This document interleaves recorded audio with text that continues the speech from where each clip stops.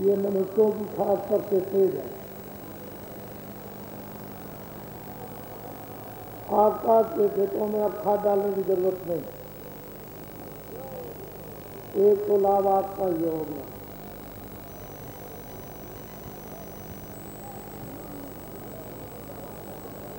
दूसरा लाभ यह है कि आपने इतना जनसमूह नहीं देखा था।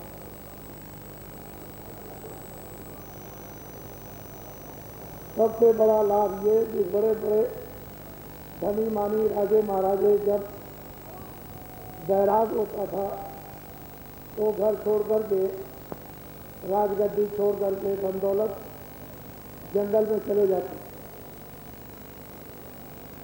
और वो वहाँ ये समझ करके कि हम भगवान का भजन कर रहे घूमते रहते, लेकिन उनको परमार्थ का मार्ग प्राप्त नहीं होता।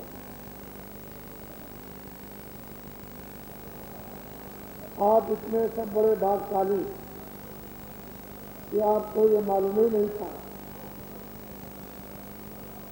ऐसी अमोलक आध्यात्मिक दौलत संपत्ति हमको अकारण नर नारियों को प्राप्त हो जाएगी। तो मैं तो आपको इसलिए भाग्यशाली समझता हूँ कि आपको घर बार काम काज बाल बच्चे नहीं छोड़ना चाहिए। अपने अपने घरों में सभी रहे और ये अमोलक वस्तु मिल गई। इस अमोलक आत्मिक धन का अर्थ है 2 मिनट मेहनत करो, तुरंत मजदूरी लो। 5 मिनट मेहनत करो, फौरन मजदूरी मिले। 10 मिनट मेहनत करो, मजदूरी लो। आपको तो 10 दिन में और 1 महीने में तनख्वाह और मजदूरी मिलती है, लेकिन आपको ये विश्वास रहता है कि जिसने काम कराया मालिक दे दे। तो आपको भगवान पर और महात्माओं पर अपने को विश्वास नहीं। हम अगर आत्मा से मेहनत करेंगे तो हमारी मजदूरी रोक लेगा और मेहनत की मजदूरी अवश्य देगा। और आप नहीं करोगे तो आपने मेहनत नहीं की, आपको मजदूरी नहीं मिले। इसमें मेरा क्या दोष? तो कई प्रकार के लाभ अब आप ये देखते हो बड़े ध्यान से कि छोटे छोटे बच्चे बच्चियां देवियां पुरुष है। मैं तो वास्तव में मैंने ये रास्ता खोल रखा है कि मैं इतने लोगों की तो बात सुन नहीं सकता। ऐसे मैं सुन भी लूँ लेकिन आपको संतुष्टि नहीं होगी। तो मैंने ये सुनने का ऐसा कोई रास्ता निकालेगा नहीं। मैं हर व्यक्ति से मिल लेता हूँ और मेरे हाथ में ये क्या है तो आपको मालूम नहीं। फिर वो कुछ अपनी तकलीफ है या कुछ या साधन भजन है या कुछ देखता है करता है या नहीं करता है या गुनाह कर लिया, पाप किया है या गलती हो गई, उससे कोई अपराध हो गया तो कहना चाहिए। ऐसे तो कह नहीं सकते। तो धीरे से मीठी आवाज में तो कहता है मैं उसकी बात को कोई बीमार है, कोई दिल का बीमार है, कोई पागल है, कोई मुर्गी है, कोई भूत लगा हुआ, आप देखो ये सब देख रहे हैं। कोई कैची दे रहा है तो कोई जनेऊ पकड़ा रहा तो कोई कुछ कर रहा है कि ये भी काम कर दीजिए। तो ये अपनी आंखों से देखते हैं। फिर कोई 2 पैसे दे रहा, मेरे पास बहुत से 2 पैसे आए, वो तो चलते नहीं है, लेकिन मतलब ये कि देवता को तो सब ग्रहण करना है। मिट्टी देंगे, मतलब नीचे देंगे, वो देंगे, उसे तो सब लेना। तो श्रद्धा है, श्रद्धा पर तो ठोकर मारेंगे नहीं। तो कोई 8 आना देता है, कोई 1 रुपया देता है, अपनी इच्छा और धोती पकड़ दी। आप देवियों को देखिए धोती फेंकती है पैर पकड़ लेती है, छोड़ती नहीं, खींचती है गिरा, अगर ज़्यादा में जाए थोड़ा सा तो गिरा जाए, गिर जाए। ये सब दृश्य आपने एक अनोखा ये मानव कार्य का जो आपने देखा, ये कुछ नहीं। अगर इनमें श्रद्धा जाग जाए तो ये तो सब फेंके, इन्हें क्या देर लगती है, और फेंकना सब है ही, क्योंकि आपका तो यहाँ कुछ नहीं है। आप तो केवल अज्ञान में और मोह ममता में फंसे हुए हो। तो हम ये कहते हैं कि इससे काम है, खेती है, मकान है, दुकान है, दफ्तर है, आप इससे काम ले लो, खाने का, कपड़े पहनने का, रहने का, दवा का, दारू का, मान का, मर्यादा का, इज्जत का, ये सब आप हम मना करते हैं, आप खाते हैं, लेकिन फेंकना सब है, क्योंकि आप बेबसी में फेंक लेंगे। क्योंकि जब समय आ जाएगा, ये तो आप मनुष्य शरीर थोड़े दिन के मकान मालिक ने किराए पर दिया, एक सांस इधर से निकलती है, इधर से आती है उधर, और सांसों की गिनती की पूंजी है 1 करोड़ की, 2 करोड़ की, 50 करोड़ की, 25 करोड़ की, 10 करोड़ की, मतलब ये, और मतलब ये कितने, और फिर 5 करोड़ की, 5,000 की पूंजी मिली है। और पूंजी सांसों की खत्म हो जाए तो जैसे पानी का बुल्ला टूट जाता है, वैसे तो छूट जाए, तो ये सब फेंक दिया, आप अलग गिरे और ये अलग, इसलिए श्रद्धा की। तो ये लोग जो आप देख रहे हो, आप मथुरा अभी आओ न याद, इस गाँव के मेरे कहने का मेरी प्रार्थना पर इसके दुखते जैसे गांव है, एक आदमी चले आओ हमारे मथुरा में, जरा आंखों से देख करके आओ वहाँ आके, जितने ये आदमी सब यहाँ बैठे हुए हैं, वो सब ऊपर नीचे के हाल में बैठ जाए। इतना बड़ा हाल आदमियों के बैठने का शायद इंडिया में कहीं भी नहीं है। तो मैं ऐसे उपयोग में आपकी श्रद्धा को लगाता हूँ, क्योंकि मैं तो गाड़ के जाऊँगा नहीं। जब मैं खुद ही उपदेश करता हूँ तो मुझे को खाली करना, मैं खुद किराए के मकान में हूँ, तो गाड़ के मैं क्या करूँगा, मेरे पास तो कोई बाल बच्चे हो, और कहोगे कोई बच्चा अच्छा हो मेरे, आप ही मेरे बच्चे, मेरा कोई बच्चा जिसके लिए मैं मोह ममता करूँगा। हाँ, ये जरूर है कि शारीरिक व्यवहार से, यानी समाज के व्यवहार से, परिवार के व्यवहार से आप अपने अपने माँ बाप के बच्चे हो, लेकिन ज्ञान से तो आप बच्चे हो, उसको तो मैं मानता हूँ, ज्ञान से तो आप बच्चे हो, और शरीर बुद्धि ज्ञान से आप अपने माँ बाप के। असल चीज ये है, ऋषियों, मुनियों, साधु संतों का अगर भारतवर्ष में मानव धर्म और इसके पश्चात अध्यात्म धर्म का यदि प्रचार होने लगे, और आप लोग इसी तरह से पेड़ों के नीचे, आप नहीं देखते हो गठी मुट्ठी, यह आपको ज्ञान नहीं है, ये गठी मुट्ठी लेकर के, ये बोरे में साथ सामान लेकर के पेड़ पेड़ी के रूप में ये पड़े हुए हैं, ये तो सत्संग का स्थल है, लेकिन यही मुसाफिर खाना धर्मशाला बना हुआ। तो आपको ये ज्ञान नहीं है कि जो पेड़ों के नीचे आदमियों को, और इसमें छोटे बड़े, बड़े से बड़े अधिकारी, बड़े से बड़े कर्मचारी, बड़े से बड़े सेठ साहूकार जमीन पर पड़ सकते हैं। तो आपको तो थोड़ा बहुत अनुमान करना ही चाहिए कि आगे भविष्य क्या होता है।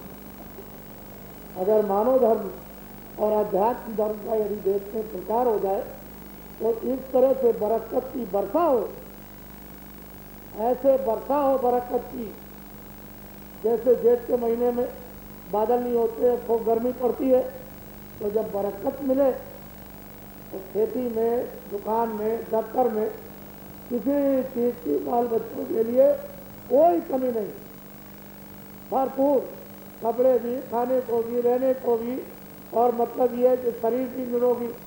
लेकिन एक चीज़ अगर फेंक दो और गायब हो जाए और आपसे छीन ली जाए तो सब चीज़ों के लिए आपको दुखी होना पड़ेगा, और वो है बात। और करोड़पति भी दुखी है, अरबपति भी दुखी है। ये जितने पैसे विदेशों में जमा किए ये सब के सब दुखी हैं। जनता का जमा कर लिया है आराम के लिए। मैंने बराबर कहा कि भारत की जनता का मिनिस्टरों ने धन इकट्ठा करके विदेशी बैंकों में जमा कर दिया, इसलिए आराम के लिए वो भोग नहीं सकते हैं, वो भोग नहीं सकेंगे। ये ईश्वर की एक धर्म क्षेत्र है, यानी लीला है, वो भोग नहीं सकते। वैसे ही फक बस चले जाएंगे और जहाँ का तारा। अरे तो इसलिए बरकत महात्माओं के पास इसका खजाना है। लेकिन अगर आज आपकी सब तकलीफ दूर कर दी जाए तो आप इधर आओगे तो कहोगे अब हमको क्या जरूरत, अब तो हमारी सब तकलीफ दूर हो गई। लेकिन नहीं, किसी के एक पैसे, किसी के दो पैसे, किसी के चार पैसे, किसी के एक आने, किसी के दो आने पूरी नहीं, पूरा तो आप नुकसान कर जाओगे। तो क्या आपको मानो यानी धन तो समझ में आएगा नहीं, तो आप चले जाओगे फिर आध्यात्मिक जो वास्तव में कल्याणकारी वो मतलब है कि धर्म था वो तो बिल्कुल ही छूट जाएगा। तो थोड़ा थोड़ा धीरे धीरे धीरे धीरे थोड़ा थोड़ा लाभ देंगे, यानी पूरा नहीं, और धीरे धीरे फिर आप धीरे लग जाओगे। और जब विद्या आपको लौकिक और पारलौकिक मिलेगी तो 2 मिनट मेहनत करो, मजदूरी लो। ये तो आध्यात्मिक खजाना है, अपार समुद्र अथाह है, ये तो आत्मिक धन भरा हुआ, वो मिलेगा फिर तो शौक कीजिए, सब मिल जाएंगे आपको। तो इसलिए ये सब दिल से देखो और इसको गंभीरता से देखो। और हम मान मर्यादाएं जितनी आपकी खो गई है तो गुरु महाराज की दया है, प्रभु की, वो जैसा चाहेंगे वैसा कराएंगे। लेकिन जितनी मान मर्यादाएं लोगों की खो गई ये सब थोड़े दिनों में वापस लौट पड़ेंगी। और यथाचित सबको मान मर्यादा अपने आप स्वाभाविक कुदरत सब में प्रेरणा पैदा करेगी, सब में आस्था पैदा करेगी, सब में विचार देगी, तो सब लोग लग जाएंगे। परिवर्तन संभालिए। जिस रास्ते से आप चाहते हो कि परिवर्तन हो जाए उस रास्ते से होने लगा। अब आप देखो, मेरी मोटी बातें याद करो। 40 साल के मंत्रियों ने शराब पीकर के विदेशों से बदहोशी में 100 खरब यानी 100 अरब का 1 खरब होता है, 100 अरब का 1 खरब होता है। कितने अरब का 1 खरब? 100। तो 100 खरब से ऊपर इन लोगों ने रुपया आपके विकास के लिए कर्जे पर लिया। तो हमारे देशवासियों, आप नहीं दे सकते, आपसे नहीं पाओगे। ये बात समझ। हाँ, ये ठीक है कि अगर महात्मा ऋषियों योगियों की विशेष करके भारत धर्म मानव पर कृपा हो जाए तब तो संभव, तब तो राई का पर्वत और पर्वत का राई, तब तो संभव। लेकिन बच्चों, वैसे आप विदेशी कर्जा नहीं दे सकते हो, क्योंकि अमेरिका ने स्पष्ट लिख दिया है कि भारत के जितने भी लोग हैं सब दिवालिया हो गए। दिवालिया कहते हैं ब्लैक लिस्ट, कि ये अब नहीं दे सकते हमारा कर्जा। तो अमेरिका ने घोषित कर दिया। जब ये घोषित किया, हम तो पहले से कह रहे थे कि ये भारतवर्ष बीत चुका है और कहीं ऐसा ना हो जाए कि ये दिवालिया घोषित कर दिया जाए। तो अमेरिका ने दिवालिया घोषित कर दिया, ये नहीं दे सकते तो असल में बात यह कागज पत्थर किसी ने रोका हो वो तो वो जाने, लेकिन जब ये सूचना मिली तो बड़ा आश्चर्य हुआ। और वो तो आप पहले सुनते थे कि इतना टन सोना बाहर चला गया, तो जितने भी राजनीतिक लोग थे सब ने बुराई की। लेकिन बाबा जी ने ये कहा कि ये तो 25 या 20 जो भी टन गया है वो तो कुछ नहीं, अगर 1000 टन सोना भी अगर विदेशों में दे दिया जाए और भारत की साख बनी रहे तो बहुत अच्छा। हमें एक ऐसे आदमी थे जिन्होंने इस तक बोला, बाकी जितने भी राजनीतिक दल है सबने आलोचना की। 20,000 टन अगर सोना भारत का विदेशों में दे दिया जाए तो इतना कर्जा लिया है कि अदा नहीं होगा। एक टन में 10 कुंटल होते हैं, 20,000 टन, यानी आप मतलब ये है कि लिखो और 10 का गुणा कर दो तो पता चल जाएगा कितना हुआ, कुंटल कितने हुआ। फिर जो भाव है उसका जोड़ लेना, उसमें क्या बात, इतना कर्जा लिया है तो बच्चा ये भारतवर्ष इस शराब के नशे में अब नहीं हो सकता। जिसकी जितने भी आशा जितने थी ये सब की सब बाहर छम हो गई। यानी तवा जो गर्म है उस पर छिड़क दिया तो चूर्ण हो गया, ये आशाएं सब खत्म हो गई। अब यह है कि जितने भी मिनिस्टर हैं और MLA MP ये फिर से एक दरख्वास्त दें राज्यपाल और राष्ट्रपति को कि आप हमारे लिए एक कॉलम बना दीजिए कि हम अब आपसे दोबारा पुनः शपथ लेते हैं कि हम शराब नहीं पिएंगे। ये तो शपथ को लेनी पड़ेगी, इसके बगैर बच्चा तेरा काम नहीं हो सकता है। क्यों कि गांव में तू देख जब नशा चढ़ जाता है तो बेचारा गिरता पड़ता, क्या परिवार और क्या देश संभालेगा, देश क्या संभालेगा। वो तो नशे में गिर रहा, वो देश और परिवार को बच्चों को क्या संभालेगा। तो जो नशे में डूबा हुआ है उसे बेचारे को क्या मालूम कि कितना कर्जा आ गया और कितना लग गया और क्या हो गया कुछ नहीं सब। इसलिए अच्छा आप लोगों के लिए यह है कि जो कुछ हुआ वो तो हो गया। हमने अच्छे आदमियों का एक मंच, एक प्लेटफार्म बनाया और उसमें अच्छे आदमी लाए जा रहे, धीरे धीरे धीरे धीरे धीरे धीरे लाए जा रहे। अच्छे आदमियों की जरूरत थी। आपने अपनी अक्ल का, अपनी बुद्धि का जो आपने मतदान दिया है खराब लोगों को क्यों दिया। आपके संविधान में लिखा हुआ है कि अच्छे आदमियों को आप अपना मतदान देना, खराब को मत देना। ये आपके कानून में, जो भारतीय कानून है उसमें लिखा हुआ है, तो आप पूरे को क्यों देते हो। जब रोज चिल्लाते हो ये डकैत आ गया, ये खड़ा हो गया, इसको टिकट दे दिया, इसका रिजेक्ट कर दिया जाए, ये है, ये चोर था, ये अधिकारी था, इसने बेईमानी की थी, इसको टिकट में जब रोज आप चिल्लाते हो तो आपके संविधान में आपको मतदान अकल का वोट नहीं देना।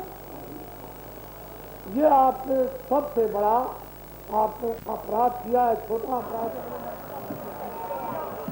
वो तुलसीदास कुमार है, इसी की कल्पना उन्होंने की।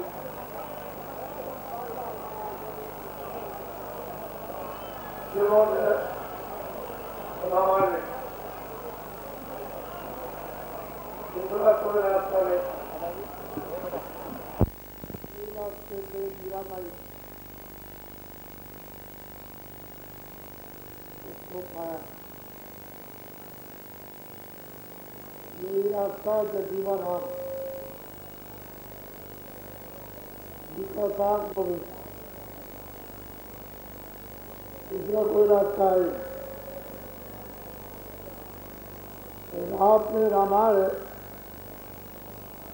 तब तो बहुत लिया होगा, लेकिन उसमें क्या लिखा है ये आपकी समझ में नहीं आया। लोगों ने पढ़ा तो कई बार है। बड़े बड़े विद्वानों ने आज से 20 साल पहले बड़ा बहस की। उन्होंने भाई हमारी क्या है, जो महापुरुष कह जाते हैं वो प्रमाण है, उसकी पुष्टि कर दी जाएगी। पहले रामायण में कुछ नहीं लिखा, मिला उन्होंने तो उनको सब दिखा। तो कहने लगे कि आज हम हमेशा के लिए आप लोग विद्वान हैं, ऐसे महात्माओं की किताबें लोग समझ लेते, क्या दे लेते।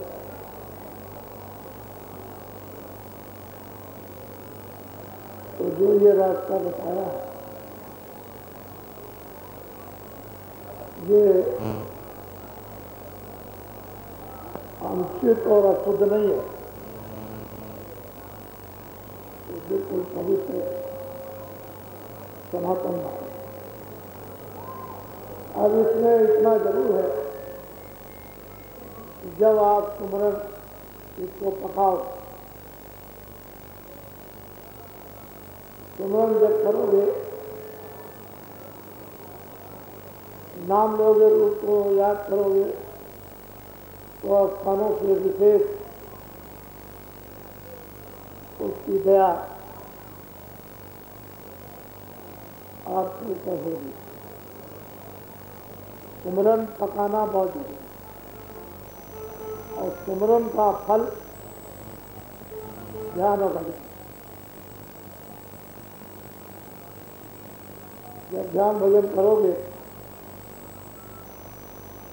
तो सुनाई भी देगा, दिखाई देगा। इससे ये मालूम रहेगा कि हमने शुद्ध सुमरन किया, तो उसका फल हमको प्राप्त। ये बार बार बार बार लोगों से उसको समझ कर कहना। ऐसा नहीं है कि हमने सुन लिया और हमने फिर किसी से पूछा नहीं, बार बार पूछा। हम गलती तो नहीं है, नाम तो नहीं भूल गए, कोई रूप तो नहीं भूल गए, कोई स्थान तो नहीं, जो उपाय है ठीक है गए, तो हम गलत कर रहे। तो जब बार बार पूछ लोगे तो पढ़ाई है बच्चों जैसे, उसमें आप अबोध धीरे धीरे आए। और जब सुमरन कर दिया तो भजन ध्यान की सफाई में से दे दी। इसलिए तीनों चीजें अलग, भजन अलग है, ध्यान अलग है, और पांचों नाम अलग है, पांचों रूप अलग है, पांचों स्थान अलग है, और ये वाणियाँ अलग, बाजे अलग। और इन बाजों के अतिरिक्त अनंतों बाजे। जब घाट छूटा है तो तरह तरह के उसमें साधना पर कि हमको नामदान के वक्त में क्या दिया जाए, उसको साथ तो बताया न जाए तो अनंतों दुनिया हो रही, क्या कोई उसको परख सकेगा, कर सकेगा। इसलिए सुमरन ध्यान भजन इनको अच्छी तरह से समझने की जरूरत है, और नाम रूप स्थान आला है। इसीलिए आपको ये मौका दिया गया था कि आप लोग इसमें थोड़ा समय लगा और उसको आप चीज से अमल में अपने अंदर उतारने और और जो ये गलती करते रहते हैं उनका बजट ध्यान नहीं, उनको आलस नहीं सता दे, उनको आलस नहीं सताती है, नित नित मरण है, हमेशा विडंबना रहती है कि होगा कि नहीं होगा, होगा कि नहीं। तो नींद और आलस ने तो ऐसा किया, ऊपर कुंडे में रस्सी बांधी और ये चोटी को रस्सी के साथ बांधी और फिर बैठ गए भजन में। तो जब नींद का झटका लगाए थे तो बस चोर थे, तो फिर मन नहीं सोएगा, एक झटका लग गया ऐसे नहीं सोए, तो इस तरह से भी नींद पाली जाती है। झटका लगता है फिर नहीं तो सोएगा नहीं, तो सब उपाय किए और साधन कर दिया। जब लगन हो और जब इच्छा हो जाए क्या नहीं होता, और न इच्छा हो तो भोजन बनाया बनाया नहीं इच्छा तो चिल्ला रहा है कि हमको कुछ खिला दे, अरे देखो खाना बनाया रखा तो आप खा लो। असली चीज ये है इच्छा, तो मैं इसलिए बैठ गया कि आप लोग बसों से जाओ। हम नहीं चाहते कि आप 10 बजे के बाद यहाँ से बसों से जाओ। अभी आप जो रात को जाने वाले हैं वो अभी बसों से तैयार हो जाए, और जितनी भी बसें हैं जो रात को जाने वाली वो अभी हटा दें।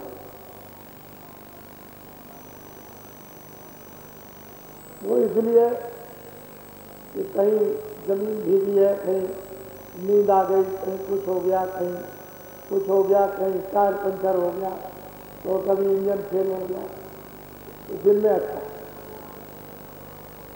फिर हो गए हम गुरुपुरा में गए थे, बड़ी तकलीफ थी,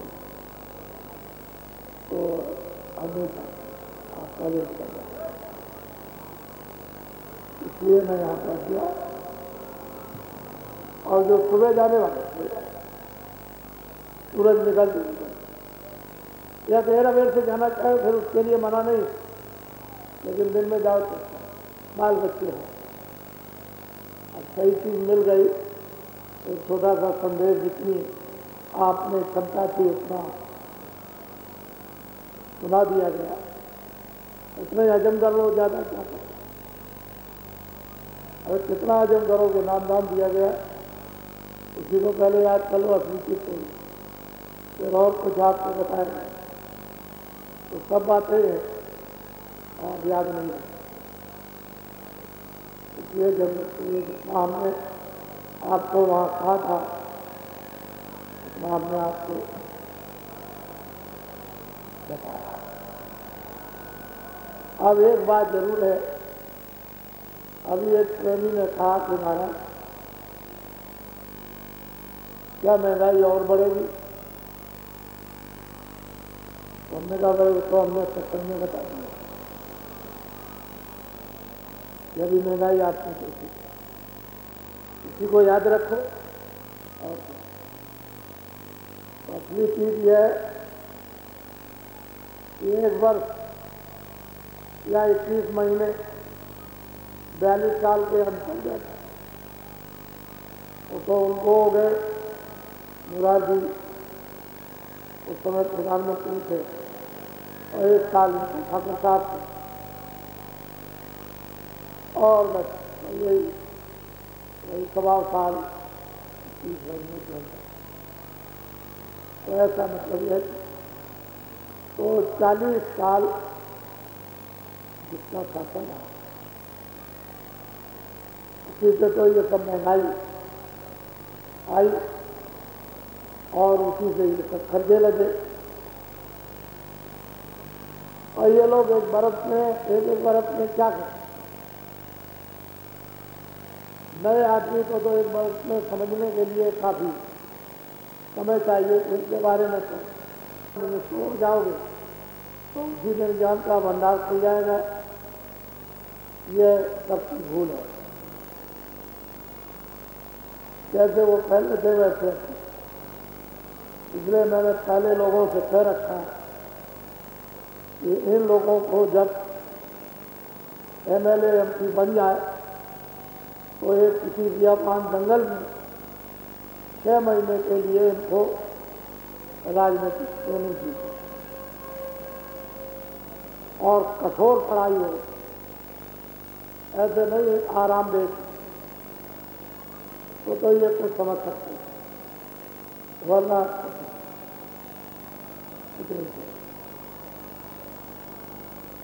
तो अभी किसी ने बताया कि उसको 100 जन कितने 70 या कितनी 75 अभी हमने ऐसे ही कुछ खा देंगे, बहुत हो गई था, ऐसा किसी ने बताया। खैर ये तो संस्कारों के उपयोग की चीज है, संस्कारों में काम आएगी, ये बेचारा परेशान है। लेकिन आप लोगों को ये बताना चाहता हूँ कि इनमें से कोई भी राज करने योग्य नहीं, ये हमारी बात को आप हाथ में डालिए। और जितने भी लोग हैं सब जनता की बात है, सब एक अखंडता की बात करते हैं, सब सस्ती की बात करते हैं। जब कभी तक महंगाई आई तो सबने कहा कि भारी जनता पर मुझा लग गया और जनता दब गई, ये सब कहते हैं। लेकिन राज करने का मादा किसी, और मैं जो अभी दिल्ली में बैठे हुए हैं, ये वास्तव में सही बात तो ये है कि ये काम चलाऊ सरकार, बहुमत इसके पास है, 250 भी नहीं और विपक्ष के पास में 200। तो ये और भी गए गुजरे, इनके सामने 267 संसद सदस्य और जनता की बात करते हो देश की अखंडता की और जनता के सुख सुविधा और शक्ति की, और एक जगह ये बैठ करके ये शासन नहीं चला और जनता का काम नहीं करता, तो ये उनसे भी गए गुजरे। वो तो काम चला हुआ मत में है ही, लेकिन वो किनकी अकड़ से, और ये उनसे भी गए गुजरे। मैं इनको अक्लमंद जब समझूंगा जब ये 267 सब, उनमें से जितनी पार्टियां हैं 4 और 5 और 8 और 10 और 2, अगर भारत को जरूरत पड़ जाए तो 267 को मिनिस्टर बना दें, लेकिन जनता का काम है, इनका। तब तो आपकी अकलमंदी है, वो बात तो कुछ नहीं है, बस देख लेंगे तो देख कर लेंगे, वो तो बेचारे को तो देख, वो तो वहाँ आप लोकसभा में बोलते हो, अखबार में आता है, ये नहीं वो नहीं ऐसा। अरे भाई तुम्हारे सब लोग बोल रहे हो और तुम्हारे पास में मतलब है कि बहुमत है और तुम जनता का काम नहीं करते, इसलिए आपने राज चलाने का मादा है ही। और इतने दिन हो गए कोई न कोई उत्तर प्रदेश में कुछ ऐसा ठोस कदम उठाना जाए, अखबारों में कुछ नहीं आता है, वो झूठे वाली बात है।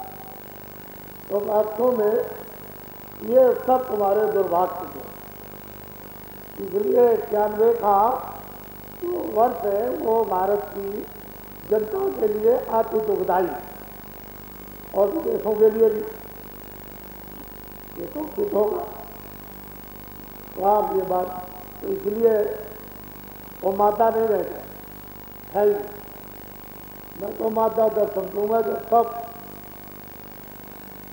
267 एक हो जाए और जनता के काम करते हैं। आप लड़ते रहो, वो है बंदर, लड़ते रहिए, मारते सकते, कभी इधर ज़्यादा कर देगा, कभी इधर ज़्यादा कर, उसका निकाल लेगा, डाल लेगा, फिर इधर कमरे में धक्का निकाल लेगा, चल लेगा और आप रखेंगे। ये 267 झगड़ा करें, तुम ऐसे नहीं, तुम ऐसे, तुम ये हो, कोई बाबरी मस्जिद, कोई मंदिर, कोई ये और कोई वो, कोई ये और तुम ऐसे हो, तुम ऐसे, इसी में रहेगा। हो बताओ, आपका भला होने वाला है। हम अपनी जगह पर, हमने कभी भी अपना उपदेश ऊक चूक और बेमतलब का कभी नहीं किया। वो बात अलग है कि आपकी समझ में नहीं आया, हमारे पत्रकार नए नए बीच में आए, उनकी समझ में नहीं आया, लेकिन अब तो पत्रकारों की समझ में बहुत आने लगा, ये बात अलग है। लेकिन हम चूक चूक वक्त नहीं देते। जो मतलब का हिस्सा राष्ट्रीय से बड़ा, जन मानव के लिए, मानवता से बड़ा, सबके लिए सुख, शांति, समृद्धि, इसमें कोई बचने नहीं वाला। ऐसे कहते हैं लोग कि वो मंडल आए, क्या मंडल आए, क्या उसने पहले दे दिया। अरे वो तो आपको सुनेंगे चाहिए, क्या उसको किसको क्या मिल गया। ये ऐसे ब्राह्मण और ये क्षत्रिय रहे कि बेमतलब में लड़ गए, अकल के पीछे डंडा मारने लगे। अरे किसको नौकरी मिल रही भाई। ऐसे तो आपके यहाँ कर्मचारी भी जा रहे हैं, अधिकारी भी जा रहे हैं, तो कितने जा रहे हैं, और आपके यहाँ घर में बच्चे पैदा हो रहे हैं। जब आप 70 करोड़ का डबोगा पीछे हो और अभी 51 करोड़ 40 लाख की तो केवल आपकी वोटरी लिस्ट बनी है, और ऊपर के 10-12 बच्चे और नीचे के 1, 2, 3, 4 बच्चे, इन्हीं को आप छोड़ दीजिए। एक परिवार में 4 बच्चे ले लीजिए और 2 माँ बाप, तो ये 2 अरब की आबादी तो ऊपर यही हो गई। और 35% वोटर लिस्ट नाम बेमतलब की बात, लेना न देना, कुछ अखबार खराब करना, रेडियो खराब करना, कोई मतलब की बात, और दिमाग अपना उलझा दिया। उसने ये कह दिया, तूने ये कह दिया, जैसे घर में औरतें लड़ती हैं वैसे नहीं, वैसे बुद्धिजीवी लड़ने लगे।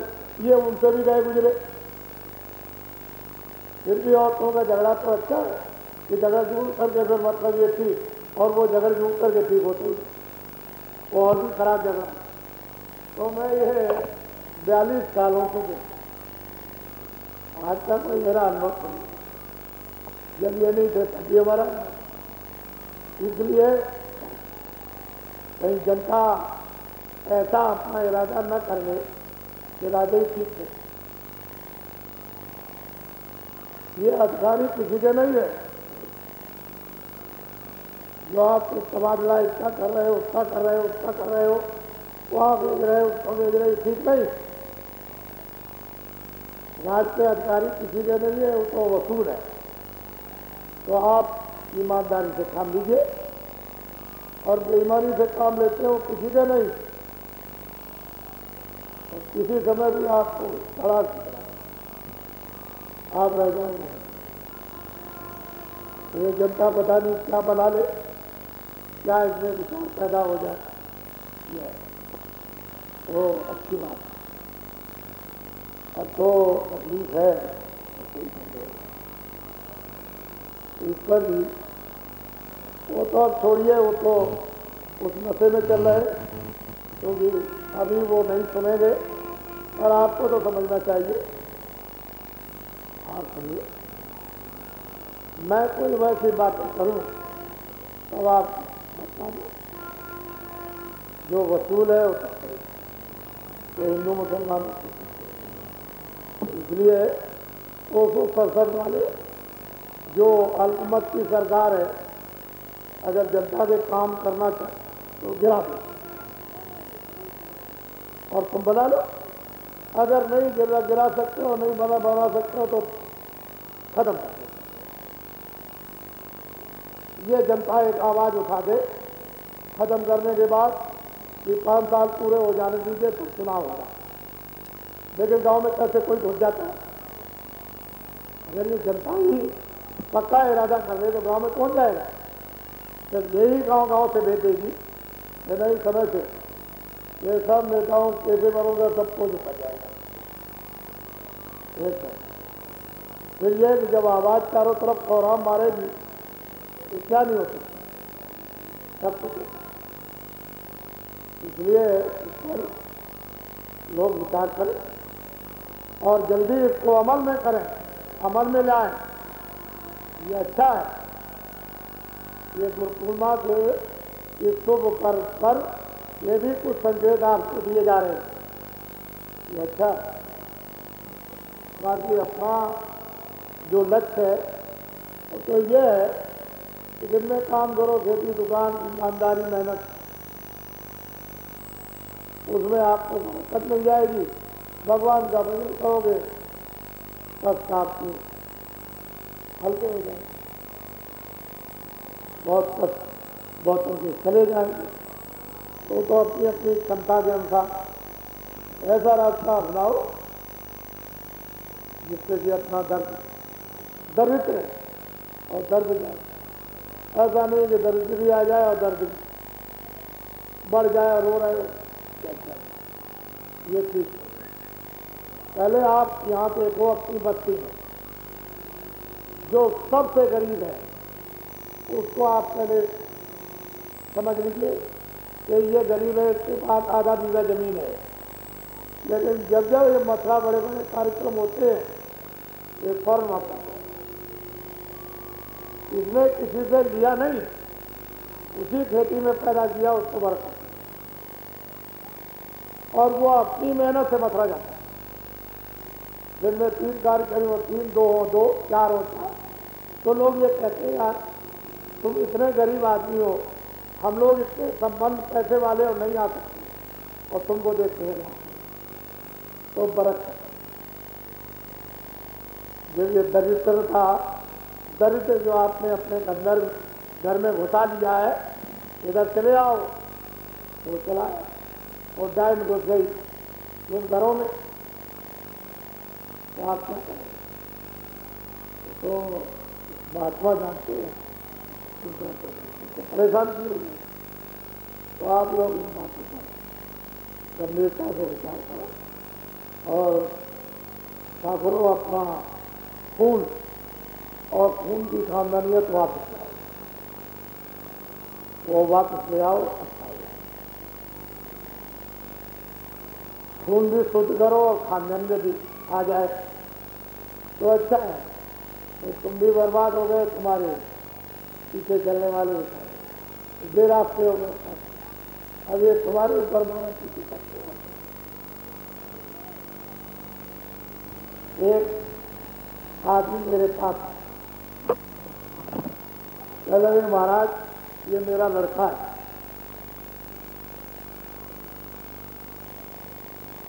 ये कहना नहीं, तब तक एक और आ गया। कह लगे देखिए चमार करके और हमको गाली देना और हम ठाकुर हैं और हमको गाली दे पाएंगे और हम बर्दाश्त नहीं कर सकते, इसकी जान को ले लेंगे। तब तक उस लड़के की माँ तो कहती है कि ठाकुर साहब ये आप ही का बच्चा, ये आप ही का, ये आपका मुकाबला करेगा, तो बच्चा तो आपका। तो ठाकुर साहब शर्मिंदा होता खानदानियत बहुत बड़ी, और खानदानियत से ही तो लोग रोशन होते हैं, परिवार रोशन होता है। और क्या है भक्ति से, जो भक्ति होती है कितने लोग तर जाते हैं, एक भक्त कितनों को तार दे, और एक खानदानियत हो कितने दिन के लिए बनते। तो आप लोग जरा थोड़ा सा बावजूद शब्दों पर थोड़ा सा अच्छा है तो बहुत। ये तो मैं जानता हूँ कि पहले की कहावत है कि भगवान का ठाकुर भजन नहीं कर सकता ऐसे, लेकिन मैंने यह देखा अपने दर्शन में बहुत बड़ा भजन करता है। हमने कहा भाई वो तो समय समय की कहावत है, तो हमारे यहाँ ठाकुर बहुत ब्राह्मण है, हर तरह के लोग हैं, छोटे बड़े हैं, सब तरह के हैं हमारे। ऐसा नहीं, तो समझ है, समझ मिल जाएगी, काम होने लगे, समझ नहीं लगेगी। इसलिए आपको बाबा जी की मोटी बात और अच्छे काम में खरीद भाग लेने लगो, उसमें साथ लेने, अच्छा काम अच्छा ही, और उसमें आपको अच्छे काम में साथ हो जाओ, हजारों आदमी अपने दरवाजे पर दरबार लगाओ, बगैर मतलब एक भी परिश्रम के आपके दरवाजे पर दरबार लगने लगे, क्या मामूली बात है, हर वक्त लोग हाजिर हो, बहुत इसको देखिए समझिए। और आपने अगर नहीं समझाया तो थोड़ा सा अपना समय मेरे पास आने जाने का, कभी 2 दिन, कभी 1 दिन, कभी 4 दिन दे दीजिए, तो मैं आपको दिखाऊंगा देखिए दरबार लगने। असल में ठीक है, ये गाँववासी हैं, गाँववासियों, जो इसके चारों नाम तो मैं नहीं जानता हूँ, लेकिन आपके सबके प्रति मेरी श्रद्धा है। आपने सबने, बच्चों ने बच्चियों ने अपना भाग लिया और अपना योगदान दिया, तो यही सबसे अधिक योगदान दिया, आपने स्थान दिया। इतने बड़े जन समूह के लिए आपको तो मालूम नहीं था, आपने स्थान दिया, तो मैं तो बहुत ही आपका कृतज्ञ और आपकी प्रति बड़ी, हमको तो बराबर इस लोकसभा की बराबर याद है, इसमें कोई संदेह नहीं है। कार्यक्रम तो देश में ऐसे बड़ी संख्या में हो रहे हैं। कल आपने बड़ी रुचि के साथ शादियाँ दी, मैं जरा सा इसलिए हट गया था, थोड़ा सा, वैसे तो मैं वहीं रहता हूँ, मैं जरा सा किसी मतलब से हट गया।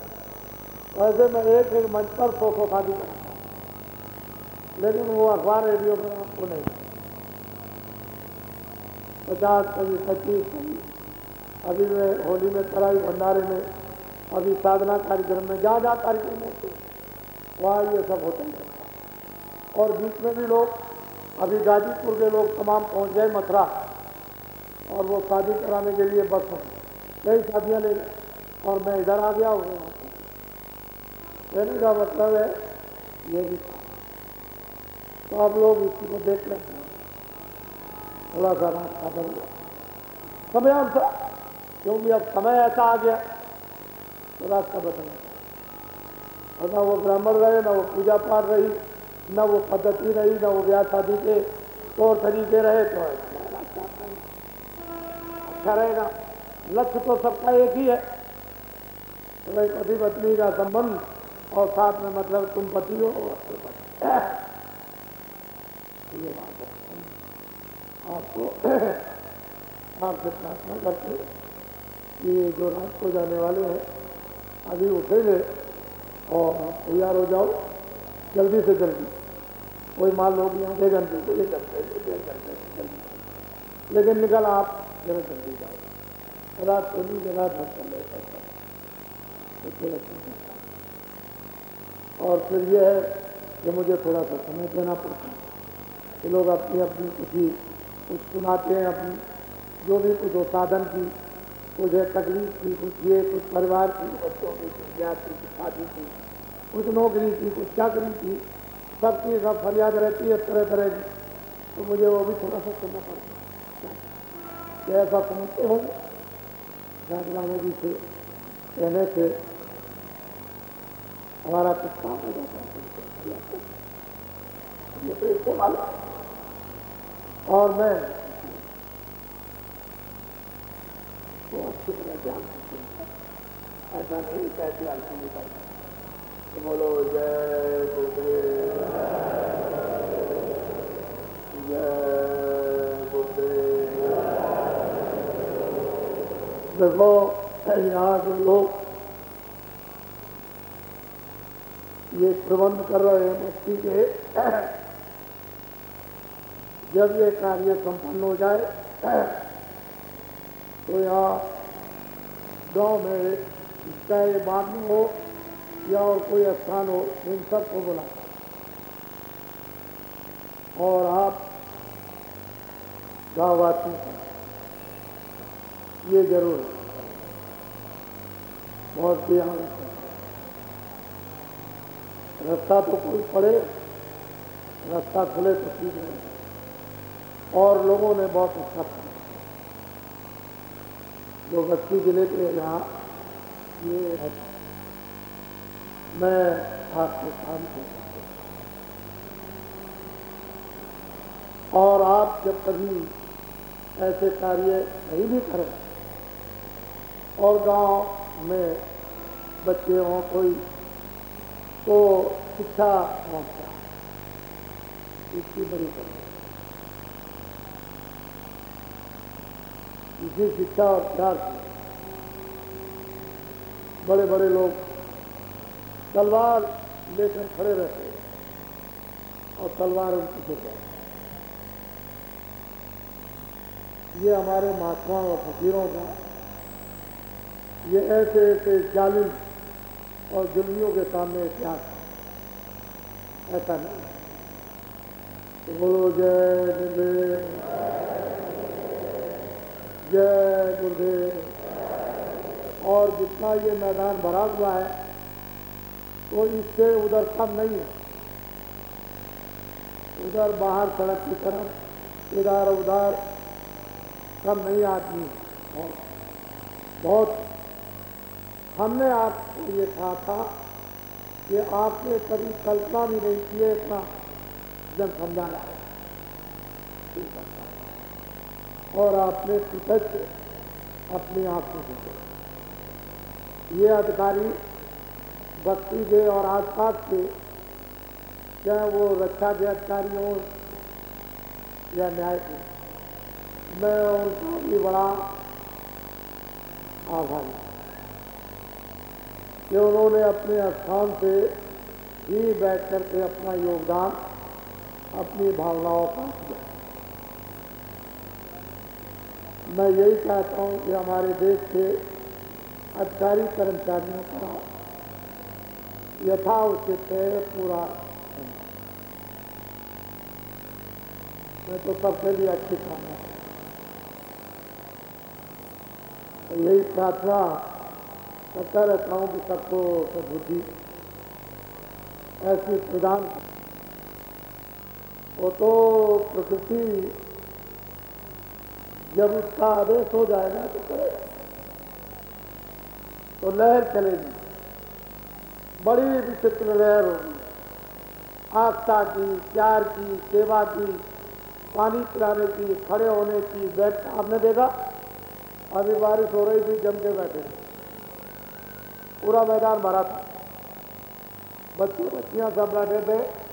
उनको ये नहीं था कि मेरी धोती खराब है, आप बैठा सकते। ये आपको अनुभव करना चाहिए। बच्चे और बच्चियां पानी में बैठे और मूसलाधार भी पानी गिरे, तो ये बंदे जो हैं हटने वाले नहीं, इसको आप समझ लो। लेकिन मैंने कहा अच्छा खड़े हो जाओ, कहने से तो सब कुछ हो जाएगा, लेकिन बैठे।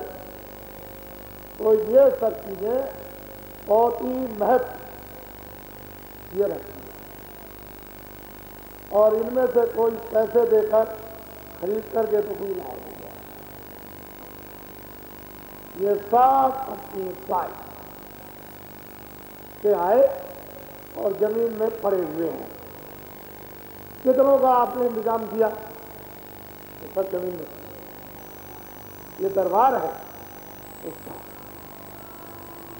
हम भी सेवक हैं और आप भी, और दरबार उसका मालिक। कल एक ने दौड़ के कहा कि हमको सांप ने काट दिया, कहीं गया होगा बेचारा, वही बैठा होगा फराक और काट के बात। तो बताओ आप, ये भी सोचने की जरूरत है। ये बड़ी विलक्षण बात है। देखिए ऐसे जंगल में पड़े छोटे छोटे बच्चे पड़े हुए, तो आप ये देखो, ये नहीं 1 घंटे के लिए आ गए, ये तो 3 दिनों से पड़े। तो देशवासी को जो थोड़ी बहुत अकल रखते हैं उनको इसको निकालना, करते हैं। ये अच्छे मानो समाज और अच्छे आध्यात्मिक समाज का निर्माण हो रहा है, निर्माण हो रहा है, इसकी तैयारी हो रही है। ऐसे युग में भगवान का संदेश लोग आश्चर्य करेंगे कि ऐसे युग में कौन भगवान का संदेश सुनता है। तो ये देख लीजिए आप, आपके समझ इसमें मुझे क्या झूठ बोलने की गुंजाइश है। मैं तो ज़्यादा होंगे तो कम बताऊंगा। मैं उस तरह से दीख नहीं आता कि 2 आदमी है तो 1 लाख है, 1000 है तो मतलब ये है कि 10 लाख है। ऐसी दीख आता न मैंने कभी दीख आता। इसलिए बस्ती के निवासियों पर भी इसका भारी प्रभावी असर था। सब चाहे हिंदू हो चाहे मुसलमान हो। फिर मुसलमान कभी ये बात कह दे कि बाबा जी ने कहीं एक रेसे भी कोई खिलाफत की बात हिंदू मुसलमान की हो, मैंने तो उसकी बात रखी है। न तुम्हारा मजहब काट सकता न तुम्हारा, न तुम्हारे फकीर काट सकते हैं ना आपकी राह, ना उनकी कुरान काट सकती है ना आपकी राह। मैंने तो ऐसी आपके सामने अभी आज न मानो, थोड़े दिन के बाद मानना। बाकी हमसे कोई 3 दिनों में भूल चूक हो गई हो और इनसे जो आई है इनसे कोई गलती हो गई हो, यानी तो गाँववासी मेरी प्रार्थना पर इनको आप क्षमा करेंगे और मुझे भी आप क्षमा कर देंगे। मैं भी माफी मांगता हूँ, इनकी तरफ से भी मैं माफी मांग रहा हूँ। बोलो जय